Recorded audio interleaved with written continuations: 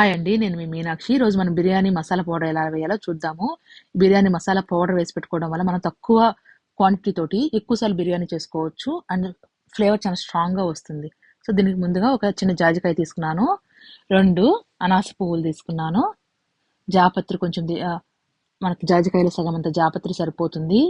ఒక 7 కార్డమం తీసుకున్నాను. 2 మరాఠీ మొగ్గలు, కొన్ని మిరియాలు, కొంచెం దాల్చిన చెక్క, లవంగ మొగ్గలు, షాయి జీరా కొంచెము, ఒక స్పూన్‌ల అంత సరిపోతుంది. ఒక స్పూన్ జీలకర్ర వేశాను.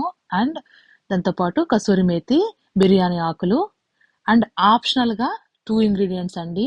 అది వచ్చేసేసి మనకి సోంపు గింజలు అండ్ నల్ల యాలుకాయ. ఈ 2 ఈ ఫ్లేవర్ కొంచెం ఎక్కువ యాడ్ అయినా చాలా స్ట్రాంగ్‌గా వచ్చేసి మిగతా వాటిని డామినేట్ చేస్తుంది. కాబట్టి అవి 2 ఆప్షనల్ అండి.